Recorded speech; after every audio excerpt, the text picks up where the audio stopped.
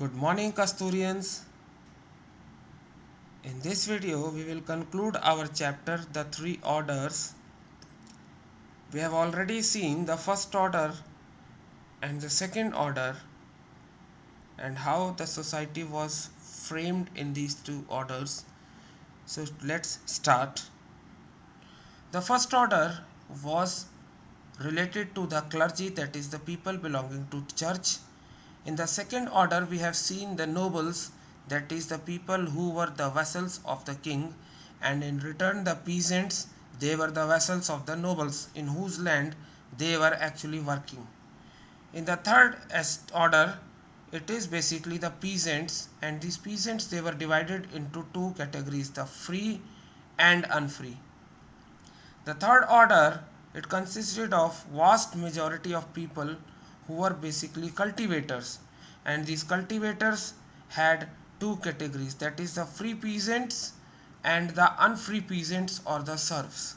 The free peasants were those people who had their own lands, but they worked as tenants on the land, and they had to give military service for at least 40 days in a year to the noble. They had to work on lord's fields for 3 days, generally in a week, in the form of labor rent. Apart from this, they had to perform other unpaid services for work like digging ditches, gathering firewood, or other household chores. The women and children, they had to do several tasks together with work on the fields like spinning thread, weaving cloth, making candles, and preparing wine from grapes. The free peasants, they had to pay a tax called tele, and this tax was to be given directly to the king, and the clergy and the nobles, they were exempted from paying this tax called tele. The serfs, that is the unfree peasants, they tilled the land of the lord, and most part of the produce was submitted to the lord, and they had to work on the lands of the lord without any wages, since they were unfree peasants, and they were not allowed to leave the estate without prior permission of the lord, and the lord claimed several monopolies at the cost of his serfs. The serfs could only use lord's flour mill, his oven to bake bread, and his wine presses to distill wine and beer. The lords, they were only to decide whom a serf should marry, or might give their blessings to the serf's choice, but on payment of a fee. With the growth of population, many towns developed in the Roman Empire, and the peasants, they were in search of a place to sell their surplus produce and buy tools and cloth, and this led to the increase in holding regular fairs and small townships. These townships, when they gradually developed, they were having town square, church, streets, where the merchants, they built shops and homes, an office where administrators of the city could meet, and the town developed along with town large castles, a bishop estate, or large churches. Instead of services, people, they paid taxes to the lords, who were the owner of the land on which the town stood. The towns, they offered the prospect of paid work and freedom for young people of peasantry. The town's air, it makes free.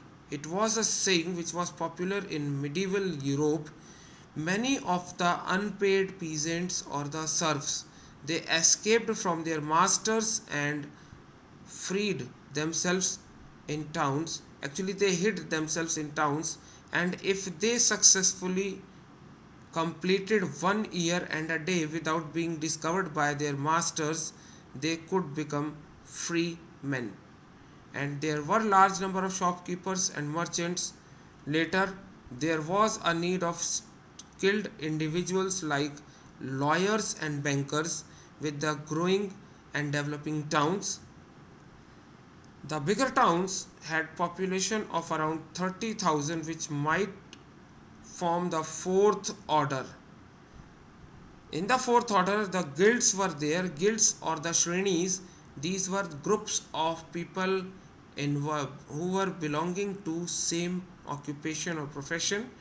These guilds were the basis of economic organization in the medieval Europe. And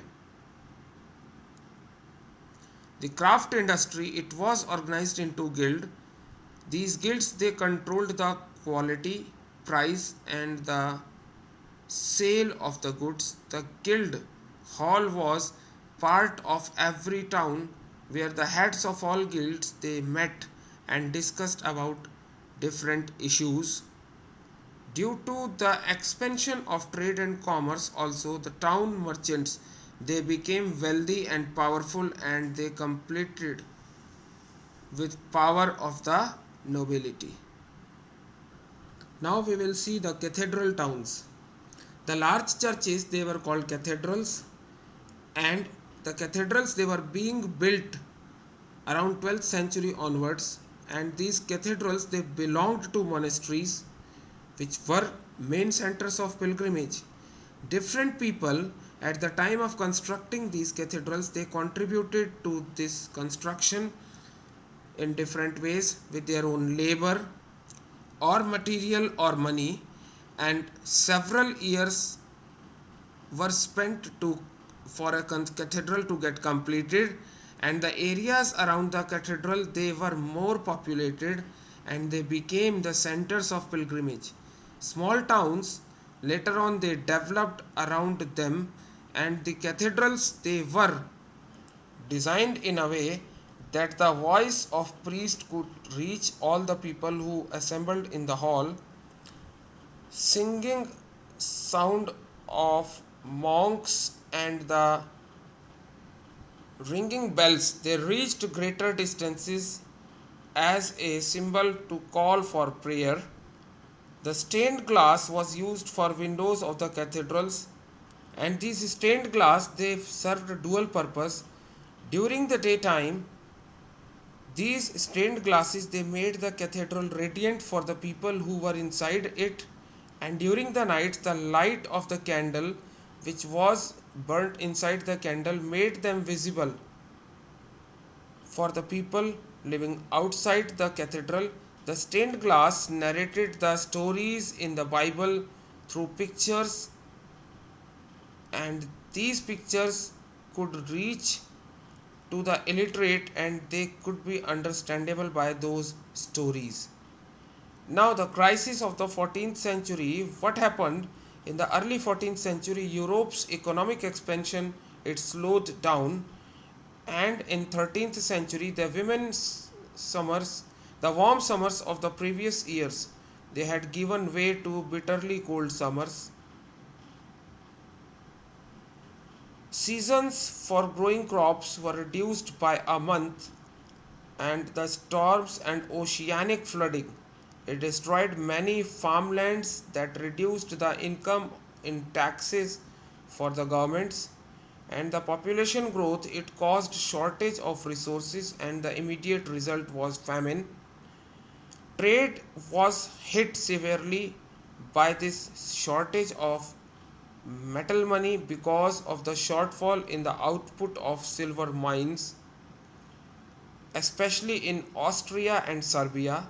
The ships, they come with rats carrying the deadly plague infection, and since this death was caused due to rats, it was also known as the Black Death. This catastrophe, it combined with the economic crisis, and it caused immense social disorder, and the serious imbalances, they were created between agriculture and manufacture, and this is what the crisis of 14th century. Now we will see the social unrest because of the fall of prices of agricultural products. The labor or the income of the lords, it was declining, and at the same time the wage rate of labor, it was increasing. So in desperation they tried to give up the money contracts and revive labor services, which was opposed by all peasants fiercely, including the better educated and more prosperous ones. The peasants, they revolted in Flanders, France and England, but these revolts, they were crushed. But one significant thing it happened, what was that these revolts, they occurred with more brutal intensity in the areas which were experiencing economic growth, and it was a sign of a merchant peasants attempt for securing their gains which they had made in the previous centuries.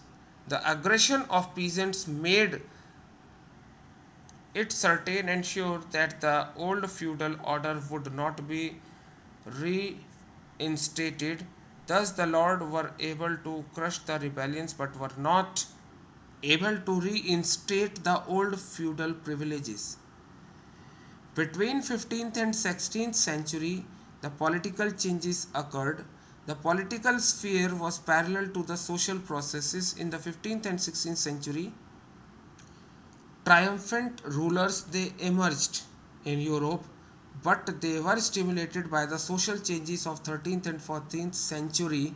As the feudal system, it weakened, so both the powerful new states and the economic changes that were occurring were significant for Europe, and these changes were called off by historians, and these new kings were now the monarchs. They were not known as the nobles, they used to be known as the monarchs. And the kings like Louis XVI in France, Maximilian in Austria, Henry VII in England, and the Isabel and Ferdinand in Spain, they were absolute monarchs. They started the process by organizing standing armies, a permanent bureaucracy, and national taxation. And in Spain and France, they began to play a role in European expansion overseas. These monarchs, they dispensed with the system of feudal levies for their armies and initiated professionally trained infantry, well equipped with gun and siege artillery under direct control of them.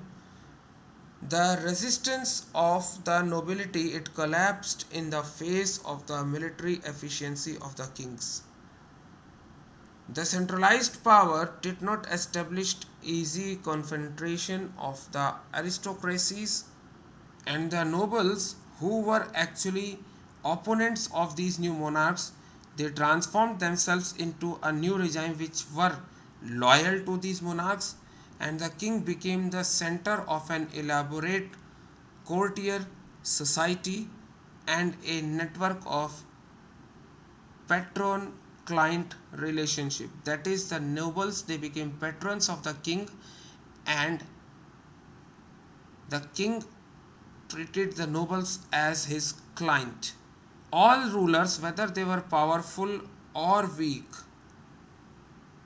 they required the assistance of those who could control power, which could be arranged or acquired by way of money. The merchants and bankers, they acquired an important role because they could solve problem of money for the kings by lending it to them. Therefore, they got easy access to royal courts. The kings, they made a way for non-feudal constituents in the state scheme, and the later history of France and England was to be shaped by these changes in the power structure. That's all we have in this video. Thank you and have a nice day.